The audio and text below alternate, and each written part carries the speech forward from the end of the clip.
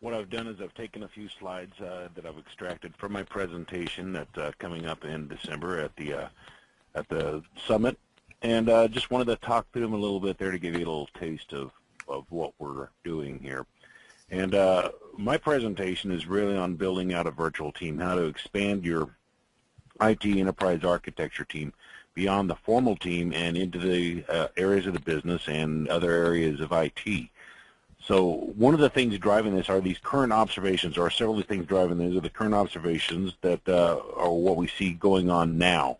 And what we have there is that IT project portfolio expanding, and it's expanding quickly. However, the IT resources, and particularly enterprise architecture resources, are relatively flat.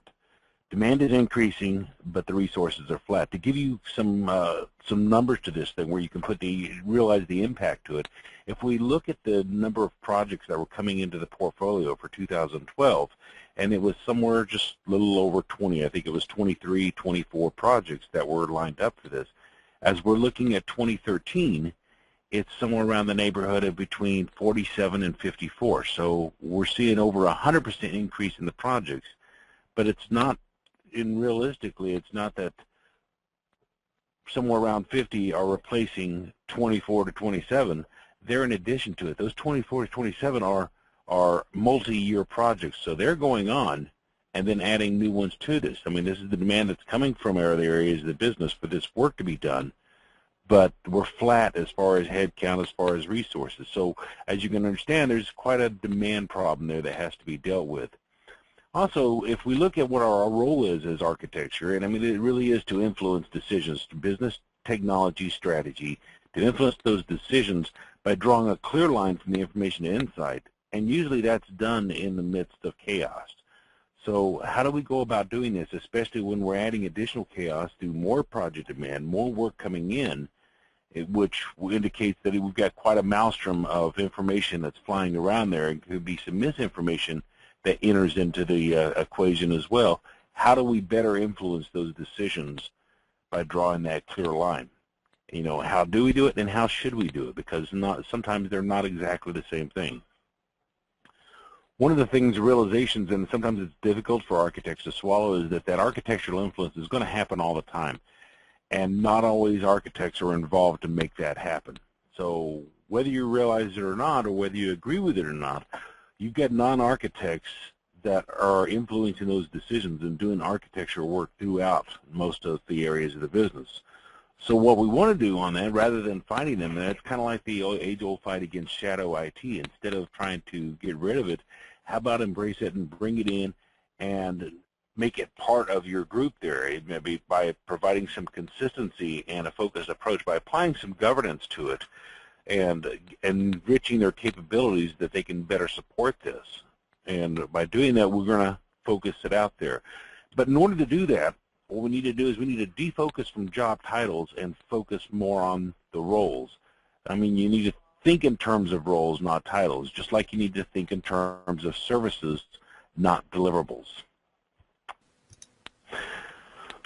Before we can look at how we go about doing this, we really need to understand what kind of architecture practice that we have in place here. And what this is a diagram that's pulled from the Forrester architecture, enterprise architecture capability model or maturity model. And one of the first things to do is to determine, well, what are the types that apply to us? Where are we strong and where are we not? And a lot of that can be driven by what the expectations for the enterprise architecture practice. Who do you report to? Does the enterprise architecture report to the CEO, CIO, to an IT manager?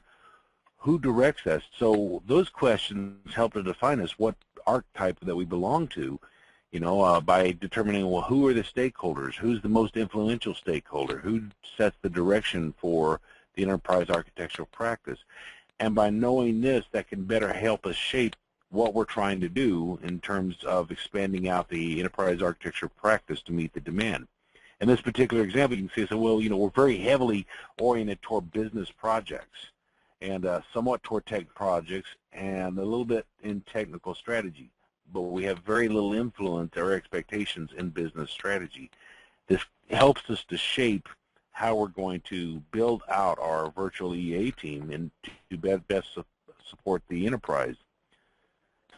So to start off with, as we're trying to build out our model, we have to also look and say, well, what are the core capabilities that we have as in enterprise architecture practice? If you to apply to business architecture, and essentially, as we say, eating our own dog food, to do that analysis and identify what are those capabilities, and not only what are the capabilities, but what are the value streams? How do we deliver value through the enterprise, and in what ways there? And looking at this, what we did is we identified it down and broke it down to a small subset of 9 capabilities across 3 value streams that applied to us. And really what this does is at a very high level, a very abstract level, it identifies what do you do and how does it or where does it provide value to the enterprise. And what this will do there for us is this will provide us the basis for doing service design, of building out consumable services that not only titled architects can deliver on those services, but have these associate virtual architects throughout other areas of the company can take these, apply to consistency, and also deliver value through those same services. So our virtual EA organizational chart, now this is the one that applies to us as the business case for Idaho Power, what we're looking at and how we're expanding out. I want to call your attention to the middle, right under the VP CIO. There's 2 blocks. It says Enterprise Architect and Information Architect. These are our current architecture team, is where we are right now, just the 2 of us. And as we're expanding out, they say, well, okay, we have other areas within not just IT, but also in the lines of business where there's a definite interest growing in taking part and providing some people to fill in these spots as virtual architects.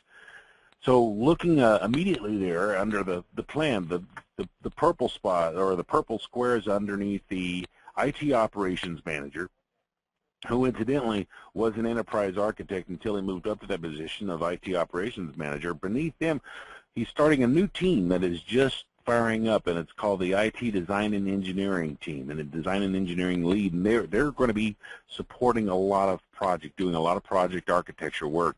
Beneath them, they've identified infrastructure architects. I just got the list last week. I think they have I think it's 5 people that have been identified for that, and probably looking at a total of 7 infrastructure architects. Now, these are people that their backgrounds are storage, networking, servers, database administrator. They're coming up there, and they're going to be providing some of that very tactical support for projects, not so much the operations and maintenance, but the implementation of technology.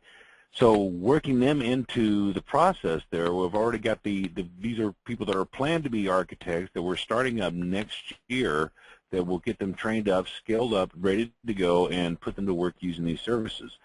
In addition to this, we're looking at within other areas of IT. We have business system managers, multiples of these that are typically take care of business areas and applications that we're looking at. So, well, you know, there's a definite value-added role there to have a software architect in place. Now, again, looking at roles, not titles, and what they could be doing to best support the company overall in other areas of the business. Also looking at proposing the idea of having under the PMO with project managers a business architect that can help to shape that portfolio of projects there to the business and to better help that out and help out the PMO to become successful. We're recently moving a number of most of our business analysts will be moving under the PMO here soon, and so it lines up very, very well, very closely with what we're doing there. On the right side, under lines of business, we have a number of areas within the company that have expressed some interest, saying, you know, yeah, we'd like to have an architect that is dedicated to my area, dedicated to my application stack. And I said, well, you know, that feels like a solutions architect that would be very focused on supporting that. And the initial conversations have been very positive with those line of business managers and line of business executives, that they can see some definite value in having architecture or skilled architects in that area. and bringing those to the table there that they have some consistent support of architectural services and can represent them in governance discussions. What I'm saying is that this particular example is what we're approaching on it there. It's different from what you see in a federated or decentralized model. And with there are some definite differences with a virtual model there. With a federated model, you're spreading them all out, but they all report back to a centralized lead architect. And the decentralized model is the other extreme, where there's no control, no governance, there's no commonality between the architects that are spread across the business. What we're looking at here is saying we're not as concerned about the reporting lines and who's reporting to who on there as much as we are about how they're doing that, and is there consistency, and do we have a certain cohesion across the various areas of the business of how architecture is being applied. The virtual model for it there, I've been advised by a number of folks, consultants, all different organizations, and research groups there say that it's a very high-risk model, has a low success rate, and they say, well, yeah, I grant that. But when you're facing a lot of high demand with resources being flat, which from what I understand is not an uncommon situation. I think there's a lot of organizations are facing similar challenges. Then you have to do something in order to be successful, and accept the risk and make it most successful as you can. And so this particular model depends heavily on consistency of your EA practice and building strong relationships with your enterprise architecture and the rest of the organization.